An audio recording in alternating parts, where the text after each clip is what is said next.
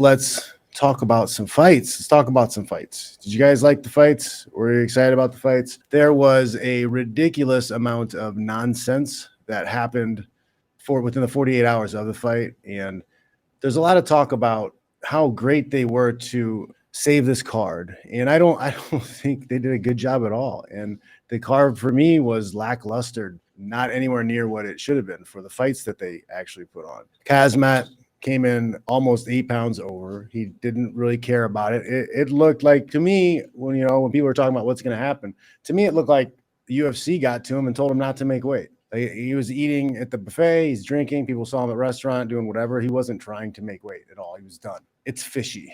It's fishy. I thought they were going to try to screw over Nate, right? I thought it was a screw job for Nate because the fight gets canceled. They are able to put another extension on his contract. And then when he's supposed to be done in October, he's actually now extended another 6 months. That was my first take. That's what I first thought was going to happen, was that they were going to be like, tough. We got to put an extension on your contract because the fight didn't happen. Just to mess with him, just to make sure he couldn't jump ship and go fight somewhere else. It was a lackluster card, quite honestly. So like the fight in the backstage, whatever, horrible, unprofessional, suspend them. Like what, if you're in a basketball NBA game and that happens, and where's the commission? The commission has no say in any of this either. Like, it's crazy, man. The commission's completely fake. It's not a real thing. It's not. Like, they just listen and answer to the UFC every time. Like, the commission wasn't going to step in and be like, oh, this is inappropriate behavior. Like, I would think the commission could revoke somebody's license for kicking another athlete backstage. You get into a fight in that type of situation, like, why wouldn't that should be a thing the commission does to prevent this stuff from happening again? Because this is going to happen again. It's going to happen again. It's going to be worse. One of these days, somebody's going to bring a knife or a gun. It is. It's going to get to that point, because not only was this not handled correctly, after the fact, they're promoting the fight with the fight from backstage. They pulled another Connor bus incident.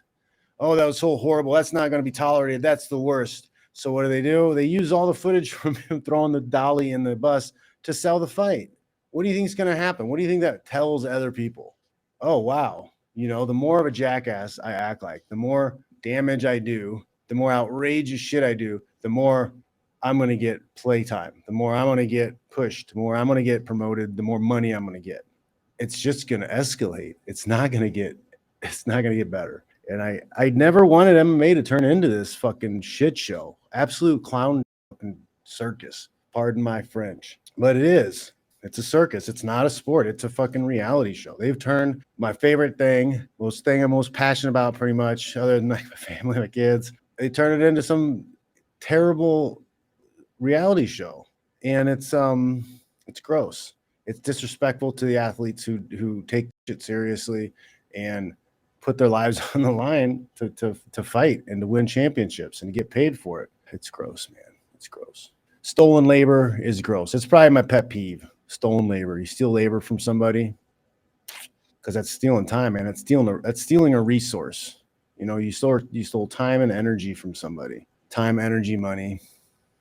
That's just a bad thing, man. I think it equates to slavery in a sense, exploitation, slavery, because you're getting free labor. You're taking from their labor and you're not paying them what they should be paid.